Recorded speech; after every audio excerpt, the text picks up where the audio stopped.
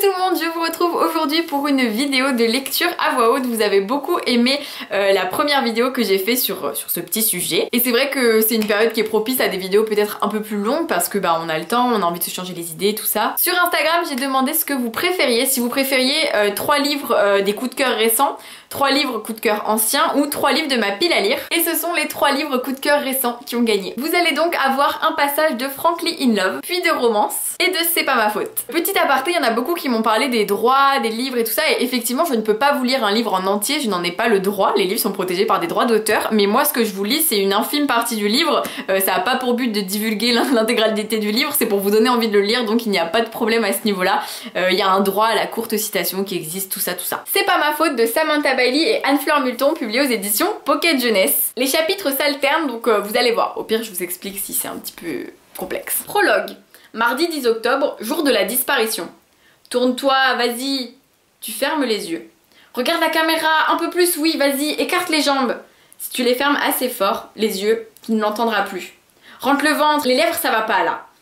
Ça va pas, évidemment. Tu le veux ce contrat, non? C'est la chance de ta vie. La chance de ta vie. Vie. Vas-y, écarte les jambes.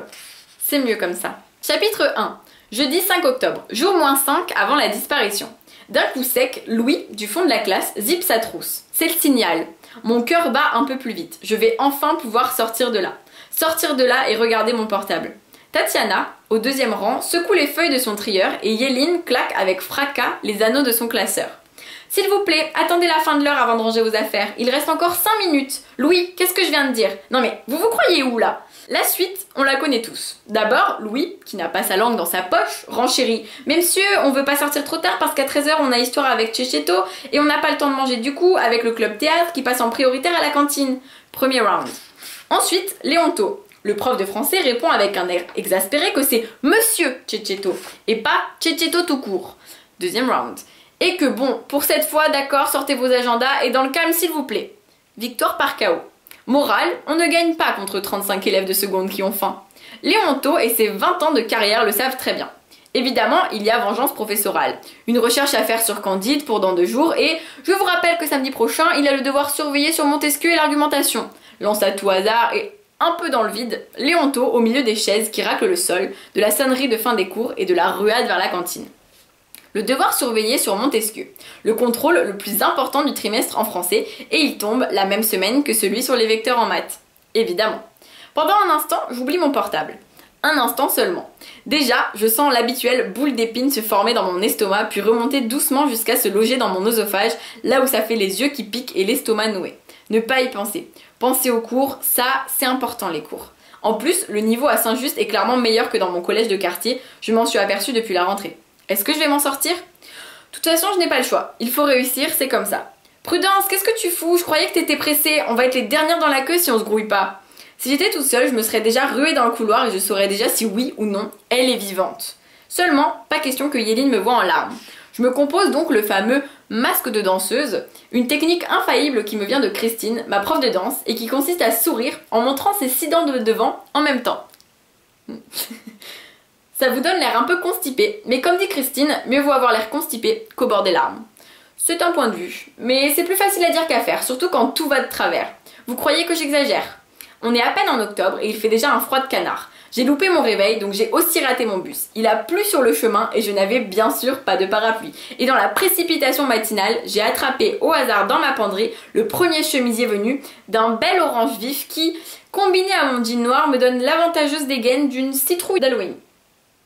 Au moins, c'est 2 saisons. Pour faire bonne mesure, j'ai oublié mon livre de maths, ce qui ne m'arrive jamais, et la prof a noté le nom de ceux qui l'ont oublié, ce qui ne lui arrive jamais non plus. Et maintenant, Montesquieu qui tombe en même temps que les vecteurs. Il ne manque plus qu'on nous serve de la moussaka à la cantine pour rendre cette journée encore plus déprimante et détrempée qu'elle ne l'est déjà. Je balance mon sac sur mes épaules et je sors discrètement mon portable de ma poche. Je vais enfin pouvoir vérifier. Après 5 jours d'attente, je vais savoir. Je rejoins en courant Yéline qui m'attend devant la classe. Je passe, sans le voir vraiment, devant ce type dont je n'arrive pas à me rappeler le nom, celui avec une tête sympa, dont les filles parlent toutes depuis la rentrée. Maxime, Vincent, il m'adresse un immense sourire avant de partir rejoindre ses potes vers la cantine et Yéline me glisse à l'oreille avec excitation. Je suis sûre que tu lui plais, non mais t'as tellement de chance, il est trop mignon Romain. Voilà, Romain, C'est Romain son nom. Je hoche la tête, le regard dans le vague, comme je fais toujours dans ces cas-là. Je ne comprendrai jamais ce que mes amis trouvent au type de notre âge, entre leurs boutons sur le front, leur odeur douteuse de déodorant et leur tête de caleçon. Mais clairement là, je ne suis pas d'humeur à me demander comment une fille aussi fascinante que Yeline, avec ses grandes créoles, ses longues mains fines aux ongles ornés de minuscules mouettes peintes à la main et son sourire orné de fossettes, peut trouver intéressant un mec insignifiant comme Elias Romain, c'est Romain. Non, pour une fois, je ne me suis même pas posé la question, je viens de regarder mon téléphone. Ce n'est pas possible, mon monde ne peut pas s'écrouler aussi facilement. Yeline m'observe avec un drôle d'air et pose sa main toute chaude sur mon épaule.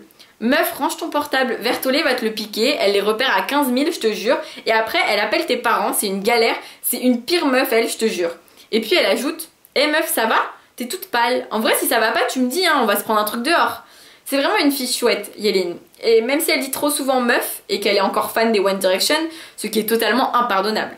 Si je la connaissais mieux, je lui aurais peut-être dit pourquoi pas, ok pour un McDo. Je lui aurais peut-être payé son sundae et elle l'aurait peut-être partagé avec moi et là je lui aurais peut-être confié mon grand secret.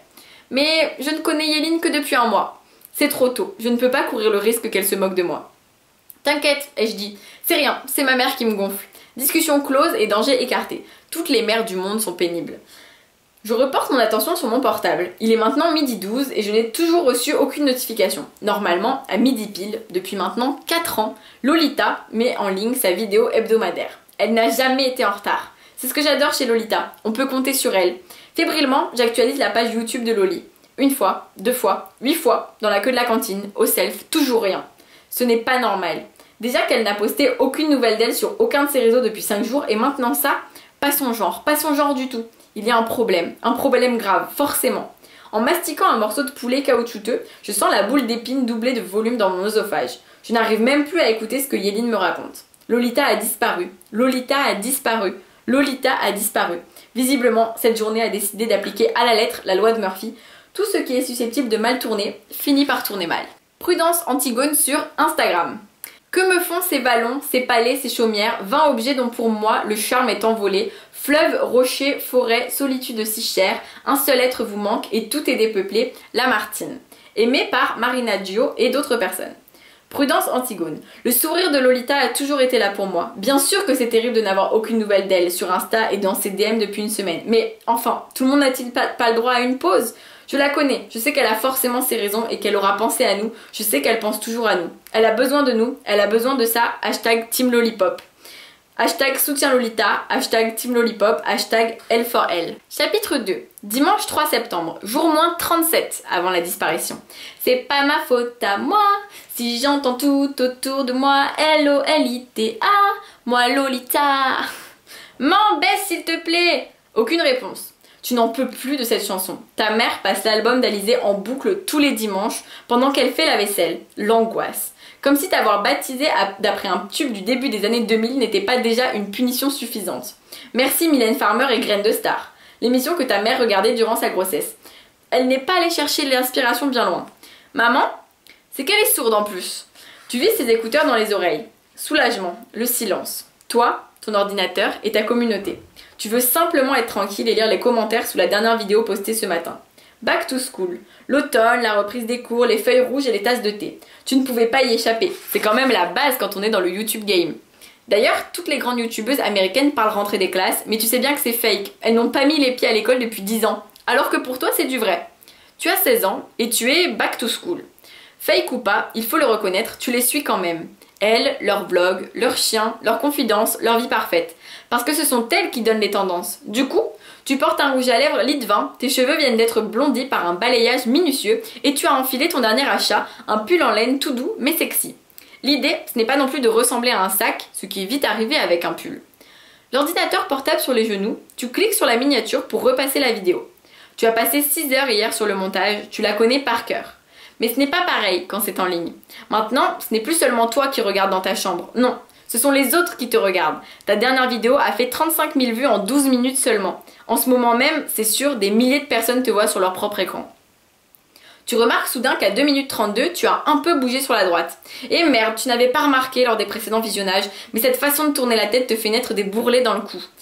C'est foutu maintenant, tu ne vois que ça. Ça te fait comme des ondulations sur la peau qui accentuent aussi ton menton. D'ailleurs, légèrement trop prononcé. Un défaut qui ne se voit pas de face. Là, tu fais plus grosse que la semaine dernière, c'est évident. Avec ce pull en laine blanc, en plus, ils vont croire que tu as pris au moins 5 kilos. Alors que non, pas du tout, au contraire, tu as perdu 547 grammes en 2 semaines. Ton ventre s'est aplati, sauf après avoir mangé, bien sûr. C'est pour ça qu'il faut éviter de tourner les vidéos le soir. Le mieux, c'est le matin. Tu aimerais avoir un peu plus de seins, mais bon, 85B. Pas mal, mais pas dingue non plus. Alors il a fallu que tu trouves la solution. En cachette, tu prends un soutif de ta mère, celui avec des motifs léopard qui est très rembourré. Il faut vite le remettre dans la commode par contre, parce que si elle ne l'a pas sous la main pour aller en boîte le samedi, c'est la crise. Mais le jeu en vaut la chandelle, avec ta taille 34, ça te fait direct une silhouette acceptable. D'ailleurs, on te le dit tous les jours sur Instagram, Twitter et YouTube que tu es canon, trop belle, fine, jolie, mignonne, bonne, nice, magnifique, cute, superbe, ouf, parfaite, divine, bombasse. Alors ça va. Pourtant, tu as presque peur de scroller, de découvrir les commentaires sous la vidéo. S'il y a 200 compliments d'inconnus et une critique sur ton nez, tu ne retiendras que la critique sur ton nez. C'est plus fort que toi, la petite phrase qui se plante dans ton crâne et qui reste, qui t'agresse. Premier réflexe, regardez la proportion de pouces en l'air et de pouces baissés. Les likes et les dislikes. Les gens cliquent, ça prend 1 seconde. Ça donne la température. 1800 j'aime, 412 je n'aime pas. Mauvais ratio. C'est à cause des bourrelets dans ton cou, c'est certain. Tu prends une profonde inspiration et puis tu découvres les commentaires. Sloop 3. MDR à 7 minutes 02, on voit ta bretelle de soutif. Prudence Antigone. J'adore ton pull Loli, il vient d'où? Tu es magnifique comme d'habitude. Hashtag Team Lollipop. Stop Viande. Bonjour, présidente de l'association Stop Viande, permettez-moi d'être extrêmement choquée qu'une influenceuse telle que vous, s'étant décrétée vegan, fasse la promotion de la marque Cardinal qui, nous le savons, teste ses produits sur les animaux dans des conditions effroyables. Tessa93. Cardinal teste sur les animaux? Non! Norby. Toujours aussi belle Lolita. Je rêve d'un dîner en tête-à-tête avec toi.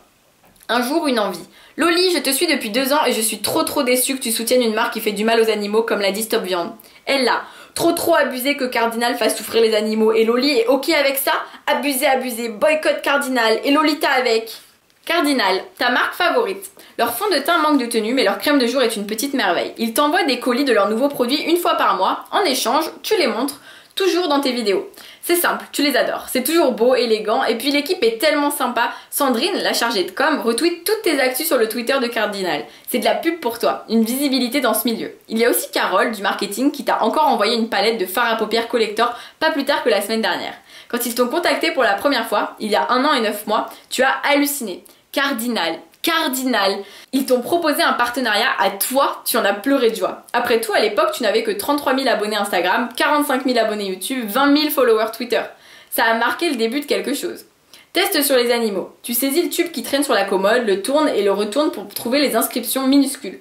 Aquawater, glycérine, isohexanthin, diméthicone, isopropylpalminate, sorbitan stréarate, alcool, dénatamate, etc. La liste est longue, tu n'y comprends rien. Aucune indication sur les tests. Tu sais vaguement que oui, certains labos font des essais sur des animaux. Légende ou réalité? Ça ne t'avait pas traversé l'esprit. Tu aimes Cardinal, un point c'est tout. Ton ventre se noue un peu plus à chaque commentaire, mais tu ne peux pas t'empêcher de continuer à lire. Il y en a déjà plus d'une centaine et la déferlante migre sur Twitter. Les réseaux s'emballent, mais pas dans le bon sens, pas dans ton sens. Les gens sont dingues. Ils disent que tu es une criminelle, que tu participes à la maltraitance des animaux. Mais c'est n'importe quoi, les animaux tu les adores. Qui pense toujours à nourrir Kiwi, la perruche que vous a laissé ce connard de Thierry alors que ta mère n'arrête pas d'oublier de le faire? Et dire que ça fait 9 mois que tu as arrêté la viande, tout ça pour rien. C'est déjà tellement galère de répéter à ta mère que non, tu ne mangeras plus de pâtes bolo, qu'elle doit acheter des légumes. Alors en plus, si on te tombe dessus parce que tu utilises telle ou telle crème, des captures d'écran de ta vidéo circulent, arrêt sur image du moment précis où tu appliques la crème de jour en fermant les paupières. Super, là où tu es le moins à ton avantage. Jus@lilyrose. Au début, je trouvais que Lolita était une fille sensible et sincère, mais la vérité éclate. Je me désabonne. Fake Lolita. Kevin90. @Lolita Beauté. Rends l'argent des abonnés. Fake Lolita. Boycott Cardinal. Almalou. Sur la branche. Tout ça pour la YouTube monnaie, ça me dégoûte. On croit connaître les gens et puis Fake Lolita. Boycott Cardinal. Camélia P. Mais qui ça étonne cette polémique? Moi je vous parie que Lolita fait des sushis en cachette dès que la caméra est éteinte. Vegan en carton. Fake Lolitan. Gros lot. Vas-y mais cramez-lui la gueule à cette tepu. Fake Lolita. Julien Defresne. Ces stars du web qui ne nous disent pas tout. Mon article sur le phénomène qu'on peut retrouver sur Fame Journal ou directement ici. Fake Lolita. Les gens te taguent, les notifications s'affolent. D'habitude, tu adores entendre ces sons qui vont avec des compliments, des cœurs, des messages. Ce soir, c'est autre chose. Tu sais très bien ce qui est en train de se produire, c'est arrivé au meilleur. Ils vont s'acharner sur cette histoire de crème de jour. Ils ne te lâcheront pas, même si tu n'as rien fait de mal. Parce que tu n'as rien fait de mal, hein. En quelques clics, tu découvres des pétitions sur les pratiques de Cardinal, des photos de lapins blancs entassés dans des cages dégueulasses, des souris aux yeux vitreux, au pelage rasé ou couvert de croûte. Horrible. Tu ne savais pas que Cardinal faisait des tests. Si tu avais su. Et puis, même, le problème c'est que c'est ta marque favorite. Leurs produits sont d'une grande qualité, tu peux en témoigner. Ne plus utiliser Cardinal du tout, c'est ça qu'il faudrait faire? Tambourinement contre la porte. Lolita, ouvre!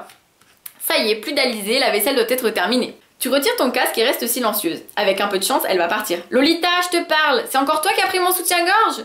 Tu ouvres la porte d'un geste rageur. Non, c'est pas moi, vérifie aux salles, j'en sais rien. Le fake Lolita est en train de remonter dans le top des tendances, tu le sais. Les larmes te montent aux yeux, brouillent presque ta vue. Fake, fausse, menteuse. Non.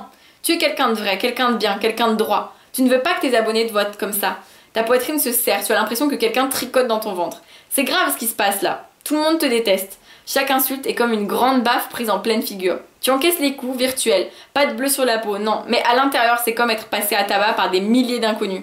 Ta mère tourne les talons et fonce vers la salle de bain. Mais comment elle peut toujours être autant à côté de la plaque? Elle n'a même pas vu dans quel état tu étais. Qu'est-ce que tu as fait pour mériter tout ça, hein? C'était une vidéo simple, une vidéo back to school sur le retour au lycée, un make-up facile à réaliser le matin, des fournitures scolaires utiles et pratiques, mais qu'est-ce qu'il faut faire? Répondre, ignorer, supprimer la vidéo? C'est trop tard. Quand on a publié quelque chose sur internet, ça ne s'en va jamais vraiment. On efface, mais ça reste toujours. De toute façon, les gens ne font plus que ça, à 22h ce dimanche soir, parler de toi, spéculer sur chacun de tes gestes, dire tout le mal qu'ils pensent de qui tu es, t'envoyer des menaces. Il faut fermer l'ordinateur. Mais hypnotisé, tu lis chaque mot. Tu prends un coup par seconde. Et voilà pour celui-ci. Je bois un petit peu d'eau parce que à chaque fois que je vous lis à voix haute, j'ai plus de voix après, c'est horrible. Frankly in Love de David Youn, publié aux éditions Albin Michel, que j'ai adoré. Tous mes avis sont bien évidemment dans mes vidéos j'ai lu, donc n'hésitez pas à aller les voir si vous voulez un avis complet. Avant de commencer, bon, j'ai deux noms. C'est ce que je dis quand on me demande mon deuxième prénom. Je dis, bon, j'ai deux noms. Mon premier est Frankly. Papa-maman pensaient surtout au nombre de lettres quand ils me l'ont donné. Si, c'est vrai. F plus R plus A plus N plus K plus L plus I, ça fait 7 lettres et le 7 est un chiffre porte-bonheur en Amérique. Frank est mon prénom américain, donc le vrai.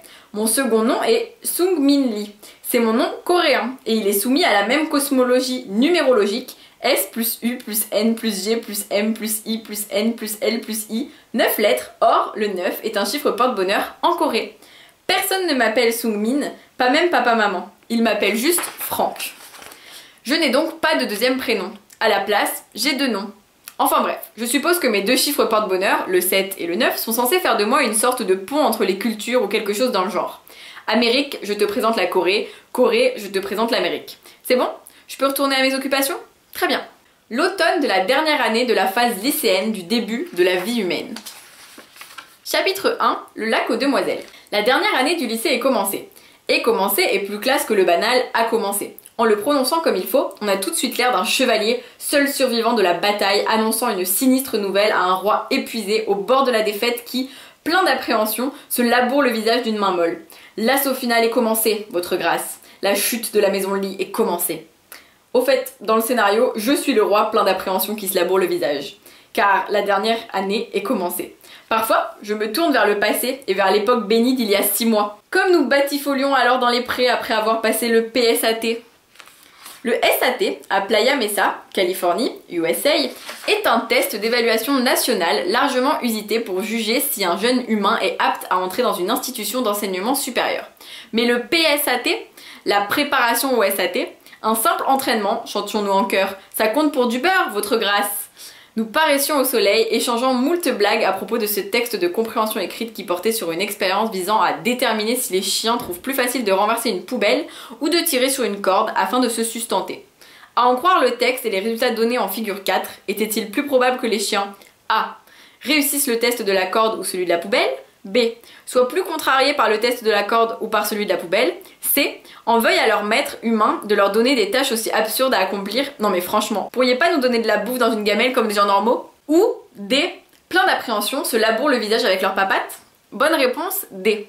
Le jour des résultats, je découvrais que je totalisais 1400 points sur 1520, ce qui me plaçait dans le 96e percentile. Cela me valut abondance de tapes dans la main de la part de mes amis, mais à mes oreilles, elles sonnaient tap tap tap comme des paumes tapant à la porte scellée d'une crypte. Quand je l'ai annoncé à papa-maman, ils m'ont dévisagé avec consternation et pitié, comme si j'étais un cadavre d'oiseau dans le jardin. Et maman a dit ceci, pour de vrai, t'en fais pas, on t'aime quand même. Maman a prononcé les mots je t'aime exactement 2 fois dans ma vie. Une fois le jour des 1400 et une autre quand elle a appelé après l'enterrement de sa mère en Corée, l'année de mes 10 ans. Anna et moi n'y étions pas allés, papa était au magasin, il était resté aussi. Avec le recul, c'est bizarre qu'on n'y soit pas tous allés. Secrètement, avec le recul, je suis content de ne pas y être allée. Je n'ai vu ma grand-mère qu'une fois, à l'âge de 6 ans. Elle ne parlait pas un mot d'anglais et moi pas un mot de coréen. Tout compte fait, avec du recul sur le recul, ce n'est peut-être pas si bizarre qu'on n'y soit pas tous allés. Papa, lui, a prononcé les mots je t'aime exactement 0 fois dans ma vie. Mais revenons au résultat du PSAT. En tant qu'indicateur de tendance, baromètre, augure, signe avant-coureur et autres synonymes inclus dans le désormais inutile livret de révision de vocabulaire du PSAT, un score de 1500 m'aurait permis d'espérer une réussite au SAT assez brillante pour retenir l'attention de l'Harvard, c'est-à-dire de l'école numéro 1 de tous les États-Unis pour citer papa-maman. Avec 1400, j'imagine que je vais briller juste assez pour entrer à Berkeley qui, dans la tête de papa-maman, n'est qu'un triste lot de consolation comparé à Harvard. Et parfois, juste l'espace d'une nanoseconde, leur blocage de cerveau me pousse réellement à penser « Berkeley, c'est nul ». C'est ma grande sœur, Anna, qui a trouvé l'expression « blocage du cerveau ». Anna vit à Boston, non loin de l'autre Berkeley, la Berklee College of Music. Berkeley, en fait, est ma vraie école de rêve, mais papa-maman ont déjà posé leur veto. La musique ? Et comment tu gagnes l'argent? Comment tu manges? Les 2 noms de Anna sont Anna-Lee, nombre de lettres 7, et Ji-Young-Lee, 9. Papa a baptisé Anna-Lee d'après Onali, le pays magique cité dans Puff the Magic Dragon, cet hymne à la marijuana déguisé en chanson populaire pour enfants des années 1960. La chanson s'est frayée un chemin jusqu'aux classes de lycée de Séoul dans les années 1970. Papa n'a jamais fumé un joint de sa vie. Il ne se doutait pas une seconde de ce qu'il chantait. Anna est l'aînée. Anna a tout bien fait. Papa-maman lui ont dit de bien travailler, elle a fait une scolarité brillante. Ils lui ont dit d'aller à Harvard, elle y est allée. Et a obtenu son diplôme avec les félicitations du jury. Elle a ensuite enchaîné sur des études de droit, toujours à Harvard, qu'elle a terminé avec une avance suffisante pour être catapultée au-dessus des assistants de son âge au cabinet Eastern Edge Consulting, qui s'est fait une spécialité de négocier des brevets d'une valeur astronomique pour des compagnies de haute technologie pesant des milliards de dollars. Elle boursicote même un peu depuis son bureau à domicile au sommet de Beacon Hill, le quartier ultra chic de Boston. Pendant la semaine, elle porte des tailleurs pantalons hors de prix, le week-end, des robes confortables, mais tout aussi hors de prix. Quelqu'un devrait la mettre en couverture d'un magazine de voyage pour hommes d'affaires ou quelque chose dans le genre. Mais ensuite, Anna a commis une faute. Une seule. Elle est tombée amoureuse. Trouver l'amour n'est pas un mal en soi. Mais quand l'amoureux en question est noir, c'est suffisant pour annuler tout ce qu'on a fait de bien dans sa vie. Ce jeune homme a offert à Anna une bague que papa-maman n'ont pas vue et ne verront peut-être jamais. Dans une autre famille, peut-être sur une autre planète, ce garçon à la peau sombre serait invité à la maison pendant les grandes vacances pour rencontrer la famille et on s'habituerait tous à prononcer son nom, Miles Lane. Seulement, comme nous sommes sur cette planète-ci et que papa-maman sont papa-maman, il n'y aura pas de Anna l'été prochain. Elle me manque. Mais je comprends qu'elle refuse de venir. Même si cela veut dire que je vais rester le bec dans l'eau sans personne avec qui me moquer du monde. La dernière fois qu'elle est venue, c'était pour Thanksgiving, il y a 2 ans. Elle est allée à une assemblée. C'était au tour des Chang de recevoir. Je ne sais pas bien pourquoi elle a fait ce qu'elle a fait ce soir-là. J'ai un compagnon, a-t-elle annoncé. C'est l'homme de ma vie. Elle a tendu son téléphone avec une photo de Miles pour le montrer à papa, maman et à tout le monde. Ça a été comme si elle avait jeté un sort de silence dans la pièce. Personne n'a dit un mot. Au bout d'une longue minute, le téléphone s'est mis en veille. Papa, maman sont allés à la porte, ont remis leurs chaussures et ont attendu, les yeux baissés, que nous venions les rejoindre. Nous sommes partis sans un mot d'explication, ce n'était pas nécessaire, et le lendemain matin, Anna a disparu dans un avion pour Boston avec 4 jours d'avance. 1 an plus tard, après plusieurs assemblées sans Anna, Ella Chang a osé hasarder le mot « répudier ». Et la vie a continué. Papa-maman ne parlait plus de Anna. Ils se comportaient comme si elle était partie pour un pays étranger sans moyen de communication moderne. Chaque fois que je l'évoquais, il détournait les yeux, littéralement, et restait muet jusqu'à ce que j'abandonne. Ce que j'ai fait, au bout d'un moment. Anna aussi. Ses SMS se sont espacés, il en arrivait tous les jours, puis 1 jour sur 2, puis 1 fois par semaine, et ainsi de suite. C'est comme ça que ça se passe quand on se fait répudier. Il n'y a pas de sentence finale délivrée devant un hypothétique tribunal familial. C'est plutôt une forme de négligence progressive. Comme papa-maman avait renoncé à elle, Anna a décidé de renoncer aussi. Je peux le comprendre.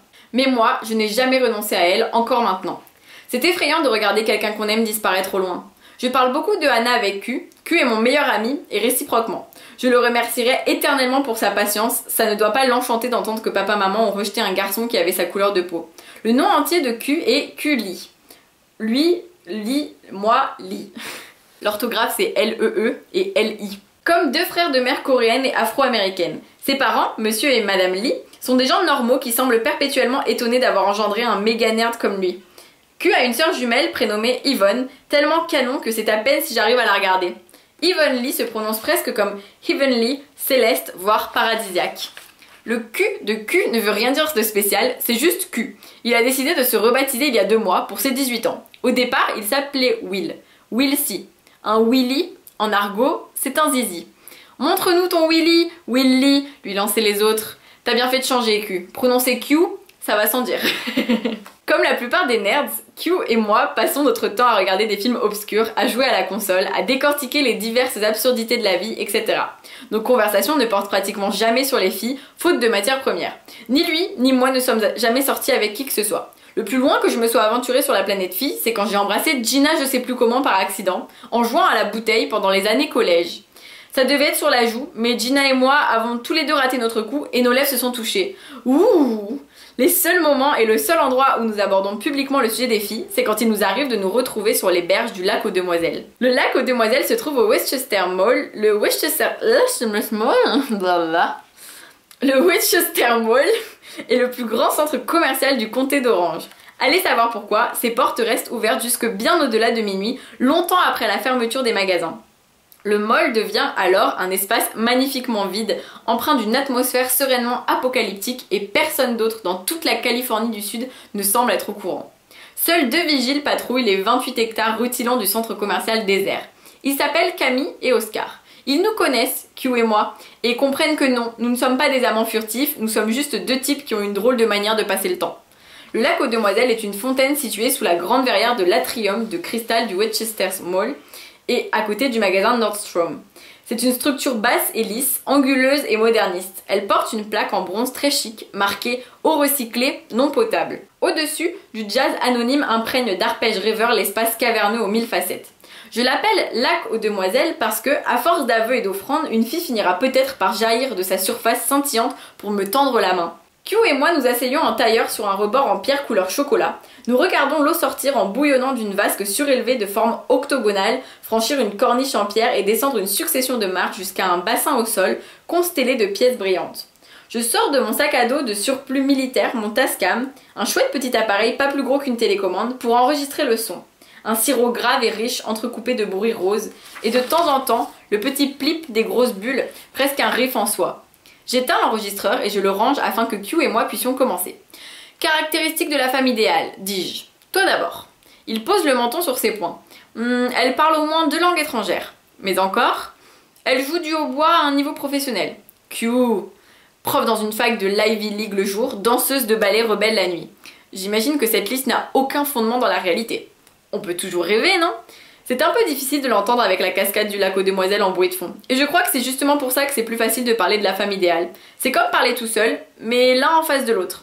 À toi, me dit Q. Je réfléchis. 100 visages défilent dans ma tête, tous jolis, chacun à sa manière. 1000 combinaisons de possibilités. Chaque personne a sa beauté intérieure si on regarde bien. Beaucoup de choses dans le monde sont ainsi. Une fois, j'ai coupé un oignon en 2 et découvert que ses anneaux s'étaient écrasés les uns sur les autres pour former un cœur parfait en son centre. Une autre fois, Franck, il faut bouger les lèvres pour parler. Ouais. Q me regarde. Il attend. En gros, je pense qu'il faut qu'elle soit gentille, c'est le plus important. Il hausse les épaules. Donc, pas de méchante, je note. Et qu'elle me fasse rire. D'autres incontournables? Je réfléchis encore. Tout le reste, hobbies, goûts musicaux, style vestimentaire est sans importance. Je fais non de la tête. Q hausse ses épaules, tourné vers la fontaine. Très romantique tout ça au fond. En gros, oui. Nous restons un moment à contempler la fontaine. Puis, je marque la fin de notre visite au lac aux Demoiselles par la fouille rituelle de ma poche de jean à la recherche de pièces sacrées, une pour moi, une pour lui. Q jette la sienne en faisant un bruit de prout. Je presse un instant la mienne avant de la laisser tomber dans l'eau, plouf. Les pièces viennent s'ajouter à une masse subaquatique de vœux divers, une bonne note, une promotion, un gain à la loterie et, par-dessus tout, l'amour. Nulle demoiselle ne jaillit des eaux miroitantes. Q n'en sait rien, mais en secret, j'ai omis un des critères de ma femme idéale. Je préfère ne pas le dire tout haut, même si c'est celui qui me tracasse le plus. Ma femme idéale devrait probablement être d'origine coréenne. Ce n'est pas strictement indispensable. Si ça ne tenait qu'à moi, je m'en ficherais. Mais ce serait plus simple. Je n'ai trempé que 2 fois l'orteil dans les eaux de la séduction, et chaque fois, quelque chose m'a retenu de plonger. Une paralysie. Je crois que c'est dû au fait que je ne sais pas ce qui serait le pire. Sortir avec une fille que mes parents détestent, ou avec une qu'ils adorent. être rejeté ou être surveillé de trop près. D'un autre côté, faisons le calcul. La Californie ne compte que 1% de Coréens américains, dont 12% sont des filles de mon âge, ce qui nous donne qu'une fille pour 7 km². Retirons celles qui sont prises, celles avec qui je ne m'entendrai pas, et pire, ajoutons les critères de la femme idéale, et le choix se réduit encore. Le lac aux demoiselles rétrécit jusqu'à la taille d'un dé à coudre. Je mets donc de côté le concept de fille idéale pour le moment. À vrai dire, ça fait des années que je le laisse de côté. On peut toujours rêver, dit Q. On peut toujours rêver. Voilà pour ce petit passage de Frankly in Love, qui est un roman que j'ai beaucoup apprécié, qui a un style très original, mais et au début ça peut paraître un peu flou, mais vraiment c'est un livre hyper émouvant et j'ai tellement aimé, et le style du personnage principal finalement de Frankly, sa manière de parler, en fait j'ai adoré sur le long terme, j'ai trouvé ça hyper agréable et hyper familier, et je me sentais appartenir à l'histoire. Romance de Arnaud Catherine, publiée aux éditions Robert Laffont dans la collection R, une histoire d'amour folle. Prologue, samedi 4 novembre 2017. S'il y a bien un truc que je déteste dans la vie, c'est la fête. La première fois, j'avais 13 ans. C'était chez Octave. J'avais grave emmerdé ma mère pour qu'elle m'autorise à y aller. J'aurais été dégoûtée de manquer ça. J'étais au top de l'excitation, même si je ne savais pas vraiment à quoi m'attendre.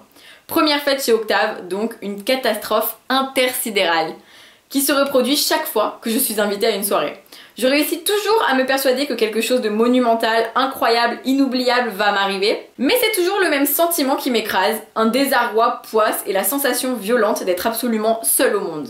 Les fêtes me foutent un cafard de malade, me renvoient à ma condition de mec incapable de draguer. Draguer qui ?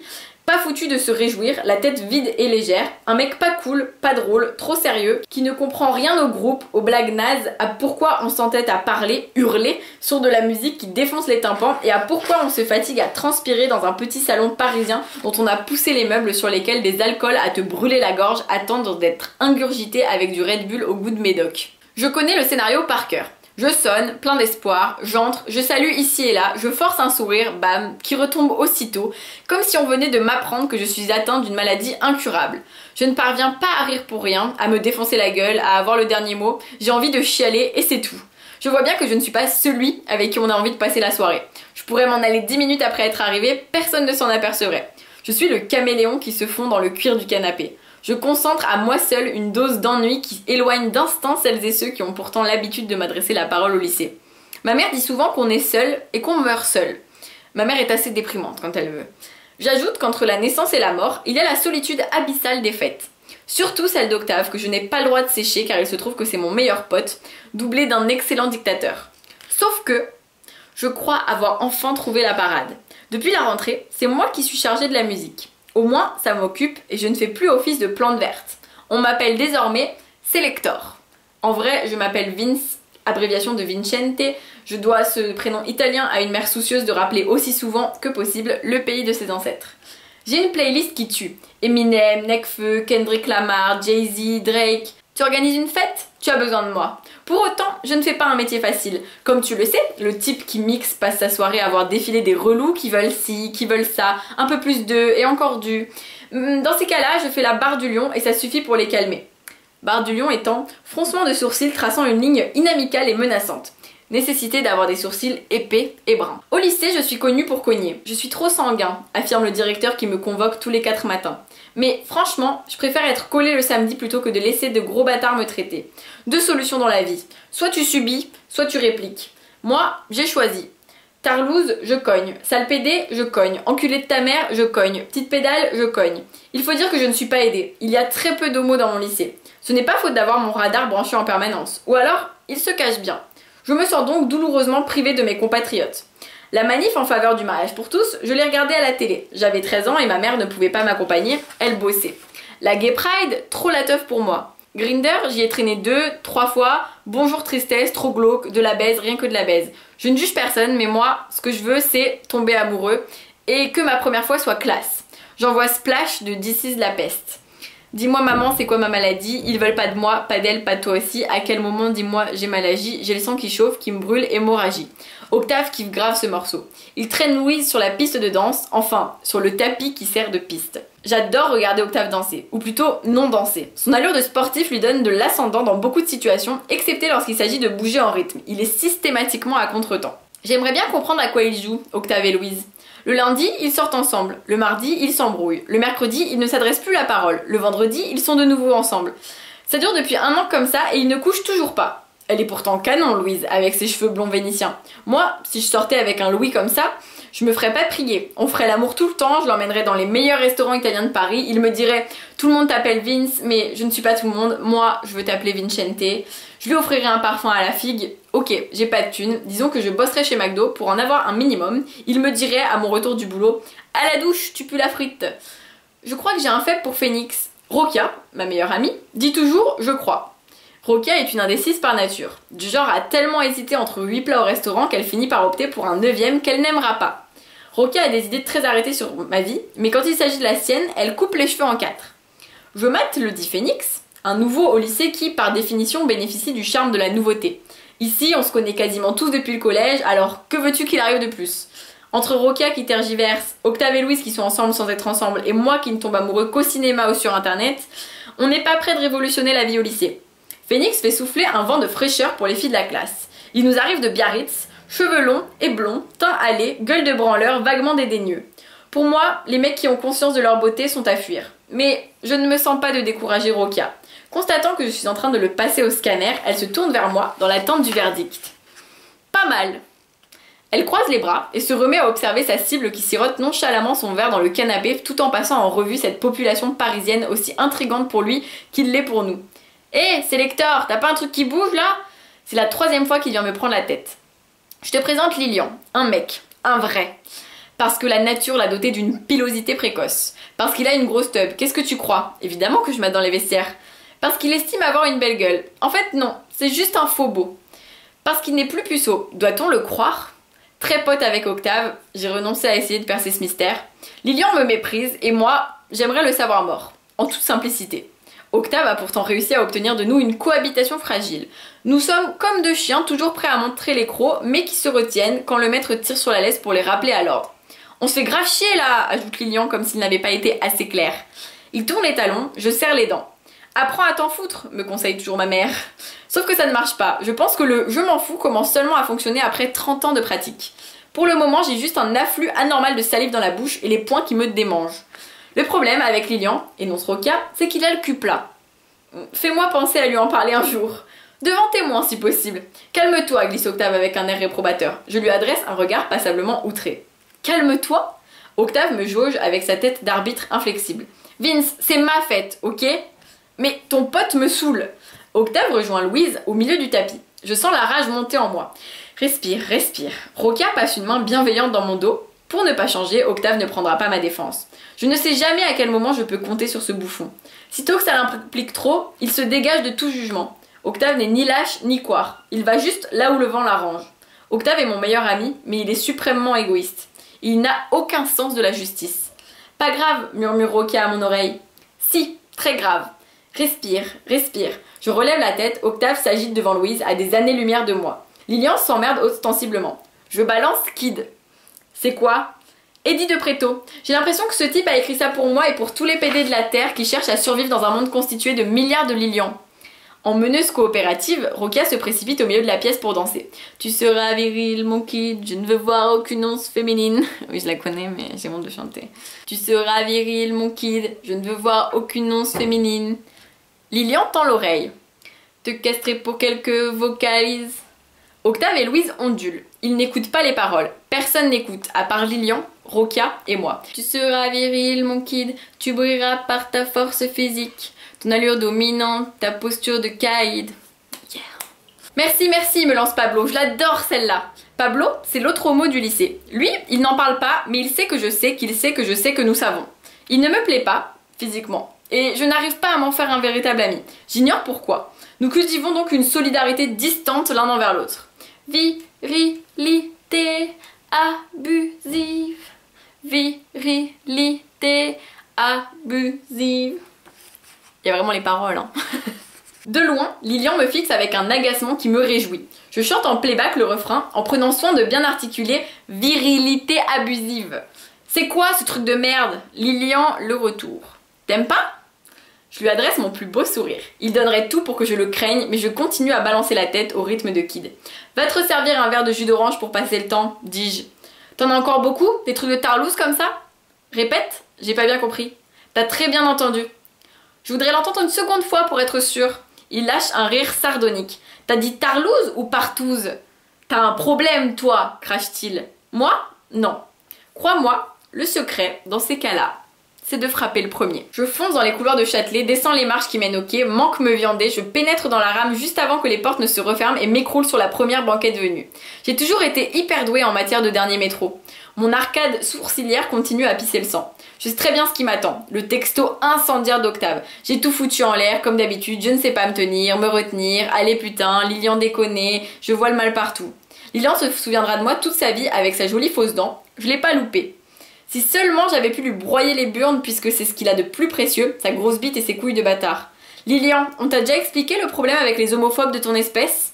En fait, t'as pas de problème avec moi, mec. T'as un problème avec toi. T'as peur comme un malade de bander un jour pour un garçon, ça te terrifie d'envisager ça, sinon tu me laisserais vivre. T'as une putain de peur d'être comme moi. Regarde bien au fond de toi, tu vas chialer ta mère quand t'auras trouvé le petit PD honteux qui s'y cache. Et je te préviens, tu me traites encore une fois de tarlouse et je te fais bouffer tes couilles. Heureusement, Vince ne pleure jamais. Et voilà pour Romance, un langage ultra familier qui est vraiment très propre à Arnaud Catherine. C'est vraiment très cru, mais en même temps c'est ce que j'aime beaucoup, c'est que c'est brut d'émotion. Après c'est toujours pareil, il faut aimer, mais moi vraiment Romance c'est un livre que j'ai adoré. Enfin là c'est que le début de cette histoire qui nous prend aux tripes et... On était sur une sélection un peu originale je trouve aujourd'hui parce qu'il y avait de la chanson, hein, vous m'avez entendu chanter, super. Puis les langages étaient assez familiers mais vraiment c'était chouette à lire, j'ai beaucoup aimé, j'espère que ça vous a plu aussi, que ça vous donnera envie de les lire. Dites-moi en commentaire lequel vous fait le plus envie, pourquoi, ou si vous en avez déjà lu et tout ça. Et j'espère que cette nouvelle version de la vidéo je lis à voix haute vous plaît et je vous fais plein de bisous, je vous dis à très vite pour une nouvelle vidéo.